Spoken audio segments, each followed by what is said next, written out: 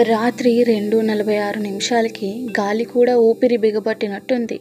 ఆ ఇంట్లో ఒక గది మాత్రం ఎప్పుడూ తలుపులు మూసే ఉండేది.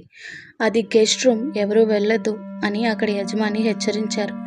కానీ ఒక రాత్రి తలుపుల లోపల నుండి ఒక శబ్దం వచ్చింది. లేఖ అనే అమ్మాయి ఆ ఇంటికి కొత్తగా వచ్చింది. 3 రోజులు అక్కడే ఉంది. ఆ గది తలుపులు మూసి ఉండడంతో అక్కడ ఏముందా అని చూస్తే లైట్ మాత్రం మెరుస్తూ కనిపించిందంట. ఆ రూమ్లో ఎవరుంటారు అని అక్కడ పనిచేసే ఒక అతన్ని అడిగింది. ఎవరూ కాదు, ఆ రూమ్ ఎన్నేళ్ల క్రితమో మూసింది, అక్కడ ఎవరూ ఉండరు అని చెప్పి వెళ్ళిపోయాడంట. 2వ రోజు రాత్రి 3:05 ఆ టైంకి తలుపుల దగ్గర టక్ టక్ అనే శబ్దం. ఆమె దగ్గరికి వెళ్ళి అడిగిందట, ఎవరున్నారు అని. నువ్వు నన్ను మర్చిపోయావు అన్న సౌండ్ వచ్చిందంట ఆ తలుపులోంచి. తను అక్కడే వెనక్కి పడిపోయింది. ఇల్లంతా చెల్లాచెదురు అయిపోయింది. మరుసటి రోజు ఉదయం 3వ రోజు ఆమె ధైర్యం చేసి తలుపులు తెరిచిందంట.